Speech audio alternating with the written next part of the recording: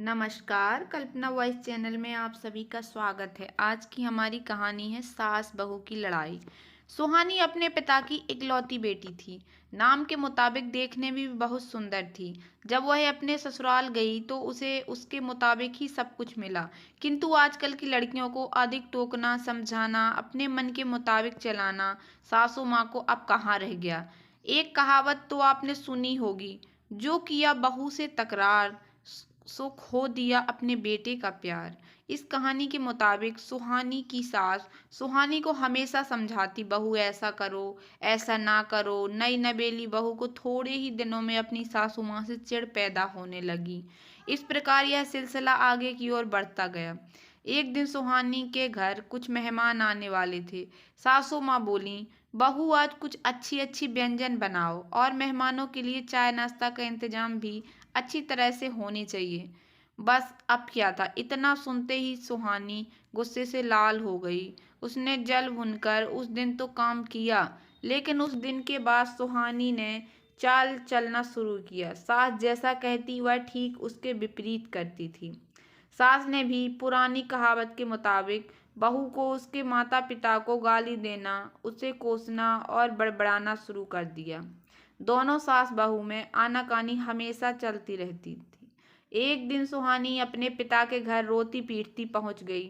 वह अपने पिता से बोली, पिताजी, आप तो डॉक्टर हैं, मुझे कुछ ऐसी दवा दीजिए जिसे खिलाकर वह बुढ़िया गूंगी हो जाए, क्योंकि वह मुझे गंदी गंदी गालियां देती है।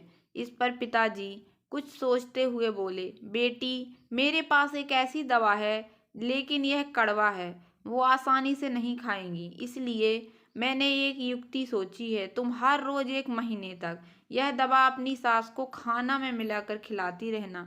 ठीक 1 महीने में वह पूरी तरह गूंगी हो जाएंगी। लेकिन हाँ, यह दवा थोड़ा कड़वा है, इसलिए तुम खाना इतना प्यार से खिलाना कि उनसे पता ही ना चले। दवा लेकर सुहानी खुशी खुशी अपने घर आई और पिता के कहे मुताबिक अपना काम शुरू कर दी।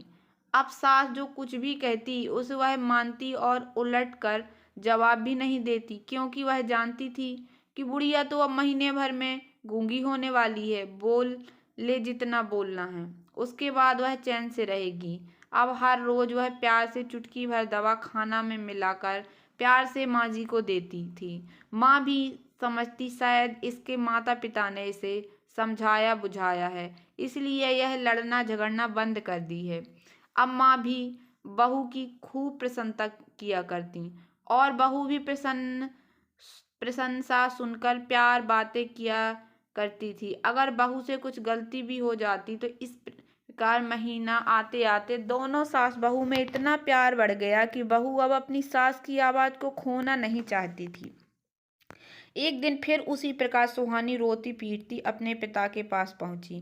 पिताजी बोले, अब क्या हुआ? सुहानी बोली, पिताजी अब क्या होगा, मेरी सास बहुत अच्छी हैं, मैं उनकी आवाज़ खोना नहीं चाहती, वह मुझसे प्यार से बात करती हैं। अब मुझे कोई ऐसी दवाई दीजिए जो कि मेरी माँ जी को दिया हुआ दवाई का असर काट सके और वह गूंगी ना हो पाए। इस पर पिताजी हंसते हुए बोले, बेटी, तुम रोना बंद करो और खुशी से रहो। जो दवा मैंने तुम्हें दिया वह कोई दवाई नहीं थी, वह रिश्तों में घुली कड़वाहट उतारने की तरकीब थी। अगर मैं ऐसा नहीं किया होता तो तुम शायद आज नहीं सुधरी होती। बेटी, इस प्रकार यदि तुम अपनी सास के साथ अच्छे से रहोगी तो वह भी तुम्हें अपनी बेटी के समान प्यार करेंगी। अब सुहानी को सारी बातें समझ में आ गई थीं। उसे अपनी गलती का एहसास भी हो गया था। वह वापस अपने ससुराल चली आई। इसके बाद दोनों सास बहू प्यार से रहने लगीं। उनके बीच स्नेह और अपनापन का भाव आ गया और घर खुशियों से भर गया। तो दोस्तों, कैसी लगी आप लोगों को मेरी ये छोटी सी कहानी? अगर आप लोगों को कहानी पसंद आई हो तो प्लीज़ मेरे वीडियो को लाइक कर देना। चैनल पर नए आए हों तो प्लीज़ सब्सक्राइब कर लेना और ज़्यादा से ज़्यादा शेयर करना। इस तरह की छोटी छोटी कहानियाँ मैं लाती रहती हूँ। धन्यवाद दोस्तों।